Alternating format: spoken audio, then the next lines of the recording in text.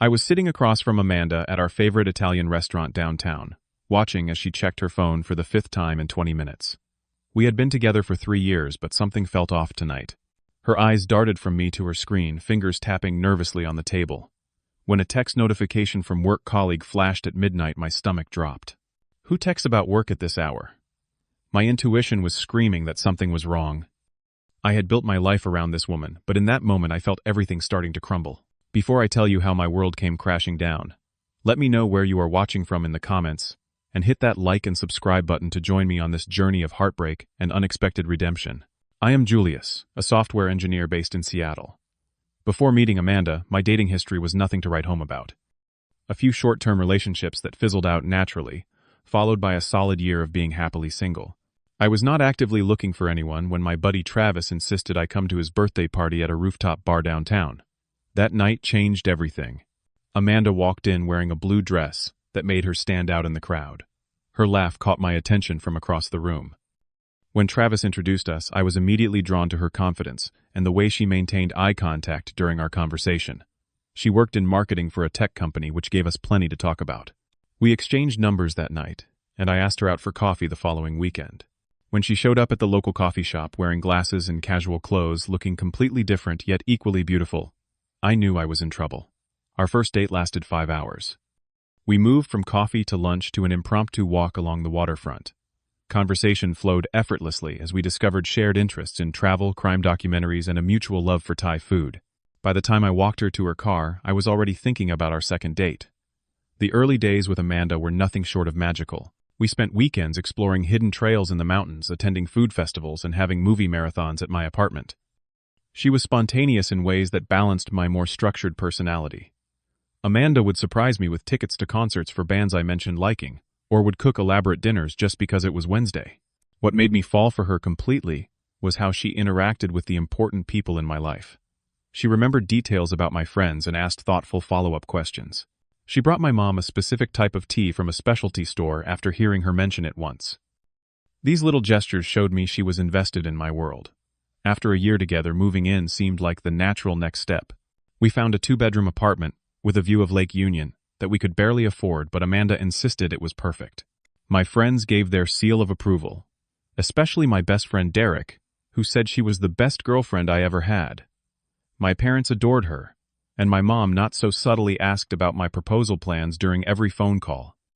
I started to think Amanda was the one. We talked about our future together casually at first, then more seriously. We discussed marriage timelines, how many kids we might want, and even browsed houses online in neighborhoods we liked.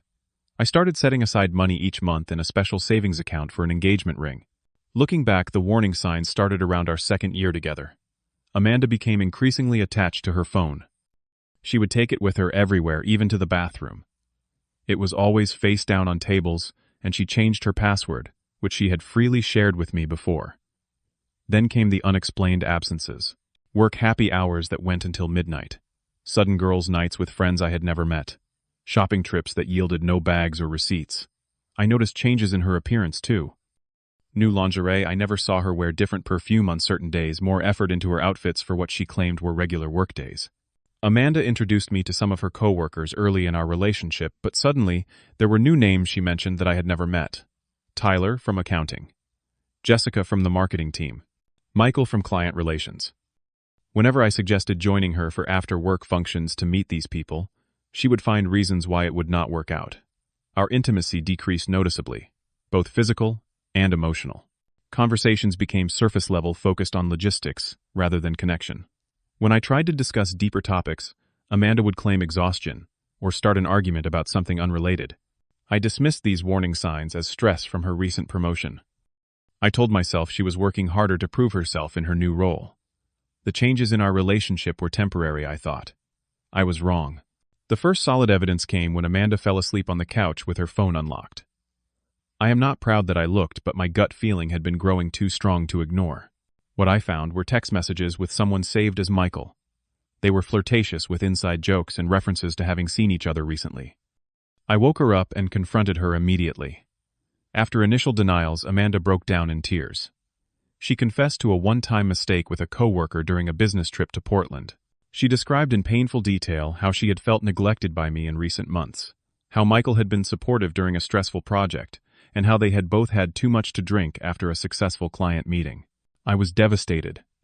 Anger, confusion, and hurt cycled through me as I paced our apartment at 3 a.m.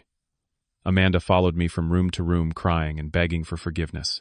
She promised it meant nothing, that it would never happen again, that she would cut all contact with Michael. After hours of emotional conversation, I reluctantly agreed to try and work through it. I loved her, and everyone makes mistakes, right? Amanda seemed genuinely grateful for the second chance. For weeks, she was attentive and affectionate. She shared her location with me, voluntarily called during lunch breaks, just to say hello, and planned thoughtful date nights. I wanted to believe we were healing. In the months following her confession, I made every effort to rebuild our relationship. I arranged weekly date nights at new restaurants. I surprised her with weekend getaways to the coast. I left little notes in her lunch bag and sent flowers to her office. I was determined to eliminate any reason she might have felt neglected before. Amanda responded positively at first. She seemed appreciative and engaged. She reciprocated with small gestures of her own. But no matter how hard I tried, something had fundamentally changed. Trust, once broken, proved nearly impossible to fully restore. I found myself checking her location when she was late coming home. I would casually glance at her phone when notifications came through. I analyzed changes in her mood for signs of guilt or deception. This was not the relationship I wanted, but I could not stop myself from these behaviors. Sleep became elusive. I would lie awake next to her, wondering if she was truly committed to us, or if I was being played for a fool. My friends noticed the change in me. Derek commented that I seemed distracted during our weekly basketball games. My coworker Jordan asked if everything was okay after I missed a deadline for the first time in my career. As weeks passed, Amanda gradually returned to her suspicious behaviors. The late nights with no communication returned. The protectiveness over her phone intensified. She became irritable when I asked innocent questions about her day. My anxiety skyrocketed, but I tried to suppress my concerns, fearing another confrontation would push her away. The evidence continued to mount. I found a receipt from an upscale steakhouse downtown in her jacket pocket. When I mentioned it casually, she claimed it was from a lunch with clients. The timestamp showed 9:30 at night. Then came a reluctant admission from our mutual friend Tanya. Over coffee, she nervously told me she had seen Amanda having dinner with a man at a restaurant in Capitol Hill. According to Tanya, they were holding hands across the table and looked very much like a couple. When I asked who the man was, Tanya said she did not get a good look, but he definitely was not anyone from our social circle. My investigation deepened. I began checking social media more carefully. Amanda had become curiously absent from posting about our relationship, which had once been a regular occurrence. Instead, she was being tagged at events I knew nothing about, always with the location removed and comments vague. The credit card statement revealed the final pieces. Hotel charges on days she claimed to be working late. Expensive bar tabs at places we had never been together. Ride-share receipts at strange hours to unfamiliar addresses. Each new discovery was like a knife twisting deeper. I was caught in a terrible limbo, having enough evidence to know something was wrong, but hesitant to confront her without irrefutable proof. I feared being gaslit again, being told I was paranoid or controlling. I needed something concrete that could not be explained away. That proof arrived unexpectedly in my email inbox one Tuesday morning. The subject line read simply, "Truth about Amanda." Inside were dozens of photos sent from an anonymous email address. Amanda, with not just Michael, but 3 different men over the span of our relationship. The timestamps and locations varied wildly, some dating back to just months after we had become exclusive. There were pictures of her kissing a tall blonde man outside a hotel in Portland from last year. Photos of her entering an apartment building with a dark-haired man I had never seen. Most devastating were recent images of her and Michael clearly in a comfortable, ongoing relationship. Dinner dates, walks in the park, even one of them shopping for furniture together. My body reacted physically to the shock. My hands trembled so badly I dropped my phone. My stomach heaved, and I barely made it to the bathroom before getting sick. Cold sweat covered my body as the reality sank in. This was not a one-time mistake. This was a pattern of deliberate deception throughout our entire relationship. I took the day off work and spent hours processing what I had discovered. I forwarded the emails to my personal account and saved the photos. I needed to be prepared for the confrontation that was inevitable. This time, I would not accept tears and excuses. When Amanda came home that evening, I had arranged the evidence methodically. My laptop was open on the kitchen table, with the photos displayed in a slideshow. I sat calmly, having rehearsed what I would say. Amanda froze when she saw the first image on the screen. Her face cycled through expressions: surprise, fear, anger, and finally a cold defensiveness I had never seen before. "I need to know how long this has been going on," I said, my voice steadier than I expected. Amanda glanced at the photos and then at me. She did not try to deny it this time. "It is not what you think," she began. I cut her off. "I think you have been cheating on me consistently throughout our relationship with multiple men. I think you lied about Portland being a one-time thing.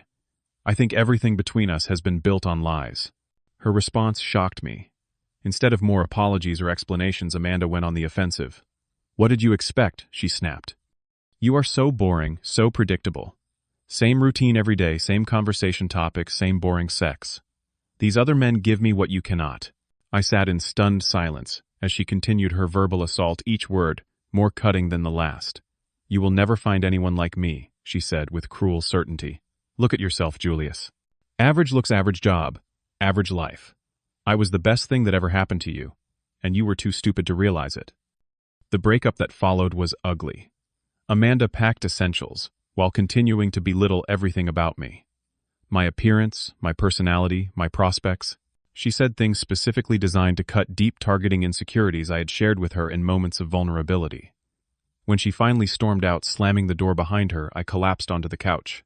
3 years of my life, my plans for the future, my trust in relationships, all shattered in a single evening.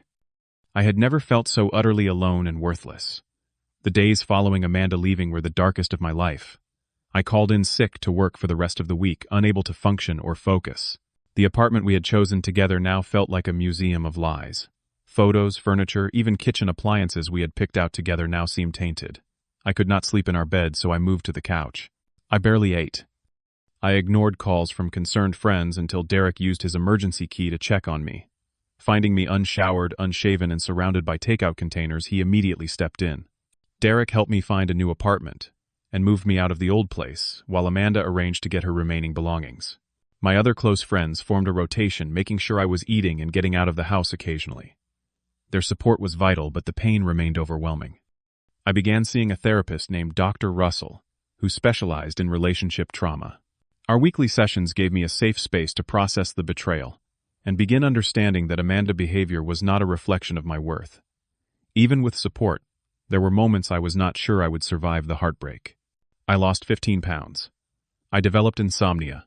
My work performance suffered to the point where my manager Ryan called me in for a concerned discussion. The emotional numbness was perhaps the most frightening symptom. Nothing brought joy, not my favorite foods, not music, not even activities I had previously loved. The turning point came approximately 6 weeks after the breakup.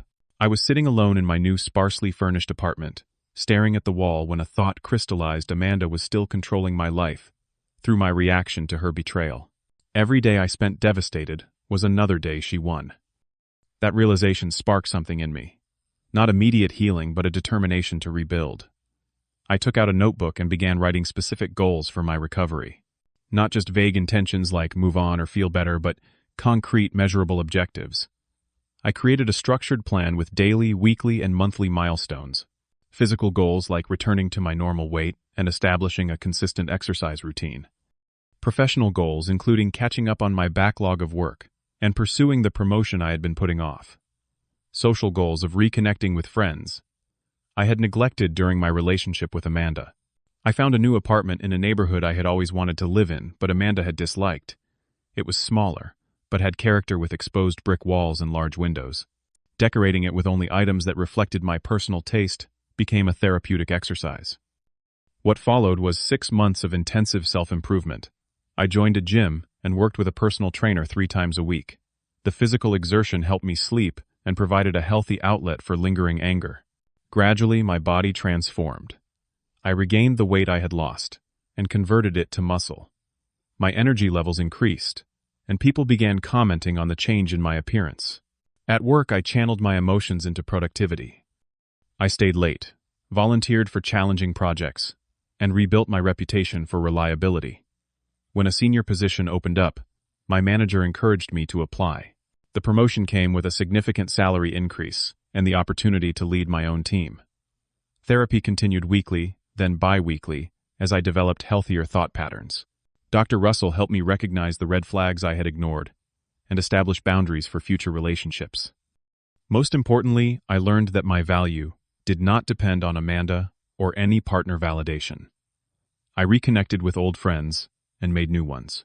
I joined a hiking group and discovered a passion for photography during our weekend expeditions. I took cooking classes and found satisfaction in creating elaborate meals just for myself. My social circle expanded beyond couples-focused activities to include people with diverse interests and perspectives. As the months passed, I thought about Amanda less frequently. When she did cross my mind, the sharp pain had dulled to a distant discomfort. I no longer checked her social media. I no longer imagined running into her. I was building a life that had nothing to do with her or our past together. It was exactly 1 year after the breakup when I attended a charity gala for a local children organization. My company had purchased a table, and as the newly promoted team lead, I was expected to attend. I went without expectations beyond making the required appearances and connections. The venue was elegant, a converted historic building downtown with crystal chandeliers and a string quartet playing softly in the corner. I was making small talk with clients when I noticed her across the room. Not Amanda, but a woman I had never seen before. She was tall with curly hair, wearing a simple black dress that somehow stood out among the flashier outfits surrounding her. When our eyes met, she smiled. Not the practiced, social smile of the event, but something genuine that reached her eyes. I found myself walking toward her without conscious decision. Her name was Sophia. She was a professional model who had recently moved back to Seattle after working in New York for several years. She spoke with animation about her transition from fashion modeling to commercial work, focused on fitness and outdoor brands. Her enthusiasm was contagious, and I found myself sharing more about my own life than I had planned. We exchanged numbers at the end of the evening, and I texted her the next day to suggest coffee. Our first date was at a small cafe near the water. 4 hours passed in what felt like minutes. Sophia was unlike anyone I had dated before. She was direct without being harsh, confident without arrogance, and laughed with her whole body when something genuinely amused her. As we continued dating, I discovered we had mutual connections. She knew Travis through his wife, who worked in event coordination. This revelation led to a shocking discovery. Sophia had noticed me years before at the very same birthday party where I had met Amanda. "You were with that marketing girl," Sophia told me during dinner one night. "I actually had wanted to talk to you, but you two seemed so engrossed in conversation. I figured you were already together." The irony of timing was not lost on me. While I had been meeting the woman who would eventually betray me, Sophia had been across the room noticing me but respectfully keeping her distance. She admitted she had harbored a small crush after our brief introduction that night, but had moved to New York shortly after. Whenever she visited Seattle and saw me around town with Amanda, she had wondered what might have been in another timeline. In the early stages of dating Sophia, I moved cautiously. The wounds from Amanda betrayal were healed, but had left scars. I found myself watching for warning signs, and sometimes creating problems that did not exist. After I canceled plans twice, due to sudden insecurities, Sophia gently called me out. "I know something happened in your past relationship," she said over dinner at her apartment. "I do not need all the details right now, but I need you to know that I am not her. Whatever she did, I will not do the same." Her directness was refreshing. I shared the outline of what had happened with Amanda, expecting sympathy or perhaps discomfort. Instead, Sophia listened intently, asked thoughtful questions, and then said simply, "She did not deserve you, and I hope to prove that I do." We established a foundation of radical honesty. No topic was off limits, no question too direct. We discussed past relationships, insecurities, expectations, and boundaries. This open communication created a sense of security I had never experienced before. The differences between my relationship with Sophia and what I had with Amanda became increasingly apparent. Where Amanda had demanded attention, Sophia gave it freely. Where Amanda had kept parts of herself hidden, Sophia shared openly. Where Amanda had made me feel ordinary, Sophia made me feel exceptional, just as I was. Meeting her family was another revelation. Her parents welcomed me warmly, her father sharing embarrassing stories of Sophia's childhood, while her mother insisted I take home leftovers. Her younger brother immediately challenged me to video games and trash-talked like we had known each other for years. With them, I experienced family dynamics based on genuine affection rather than performance. Sophia continued to support my self-improvement journey, often joining me for workouts or hiking expeditions. She respected my career ambitions and celebrated my achievements without competition. Most importantly, she understood my occasional need for reassurance, without making me feel weak for asking. As months passed, my feelings for her deepened beyond anything I had experienced before. I was falling in love not with an idealized version of Sophia, but with the real complex person she was, flaws and all. 6 months into our relationship, the universe decided to test us. While having dinner at a new restaurant downtown, I spotted a familiar figure at the bar. Amanda, looking much the same as she had the last time I saw her, was staring at us with undisguised shock. My heart raced, but not from residual attraction. It was the surprise of confronting a ghost from my past. Sophia noticed my expression change and followed my gaze. When I quietly explained who Amanda was, she squeezed my hand in silent support. Amanda approached our table with a confidence that seemed slightly forced. She looked me up and down, taking in my changed physique and new wardrobe. "Julius, what a surprise," she said, her voice carrying the practiced warmth I now recognized as artificial. The conversation that followed was surreal. Amanda expressed exaggerated surprise at how good I looked, asking questions about my life with the air of someone who expected detailed answers. When I gave polite but minimal responses, her tactics shifted. "I have been thinking about you," she said, lowering her voice to an intimate level. "I made some mistakes, big ones. I realize what I lost now." Before I could respond, Sophia extended her hand. "I do not believe we have met. I am Sophia, Julius' girlfriend." The look on Amanda's face was worth every moment of pain I had endured. Her eyes widened as she took in Sophia, obvious beauty poise and the clear affection between us. I could almost see her recalculating her approach. Amanda attempted several more tactics, from reminiscing about good times we had shared to subtly criticizing aspects of my personality that she claimed only she could truly understand or tolerate. With each attempt, I felt nothing but a distant pity. When she finally left, promising to call me to catch up properly, I turned to Sophia with an apology ready. She stopped me with a kiss. "You have nothing to be sorry for," she said. "I am proud of how you handled that. Now tell me honestly, how are you feeling?" The truth surprised even me. I feel nothing for her, I realized aloud. Not anger, not attraction, not even hurt anymore. She is just someone I used to know. That moment of clarity marked the true end of Amanda's influence over my life. The woman who had once claimed I would never find anyone like her had been proven spectacularly wrong. Not only had I found someone, but I had found someone who made Amanda pale in comparison. 1 year to the day after discovering Amanda's betrayal, Sophia and I celebrated quietly at my apartment. As we sat on the balcony watching the sunset over the lake, I reflected on the journey. From devastation to rebuilding to unexpected joy. The path had been painful, but it led me exactly where I needed to be. The relationship with Sophia continued to grow stronger. We had discussions about moving in together, taking things at a pace that felt right for both of us. My trust issues occasionally resurfaced, but with diminishing frequency and intensity. Sophia remained patient, understanding that healing is rarely a linear process. My career flourished under the stability of a healthy relationship and renewed confidence. The team I led was producing exceptional results, earning recognition throughout the company. My financial situation improved significantly, with the promotion allowing me to build savings and plan for the future with greater security. The irony of Amanda's prediction was not lost on me. "You will never find anyone like me," she had said with such cruel certainty. She had been right, but not in the way she intended. I had found someone far better. Someone who valued honesty, practiced genuine kindness, and loved me for exactly who I was. The most important lesson I learned through this journey was about self-worth.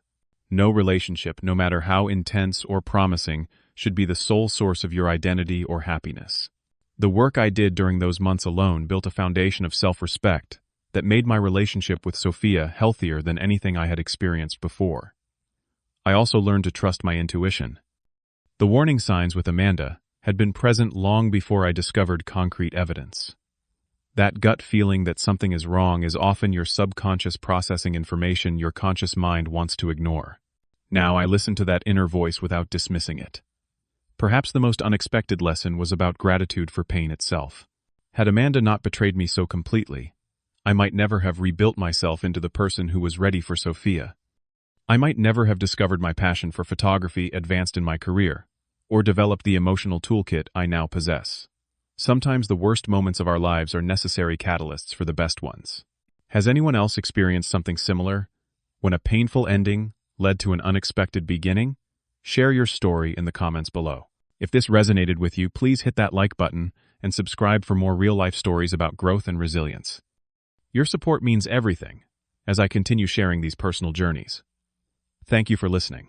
And remember, sometimes what feels like the end is just the setup for something far better than you ever imagined.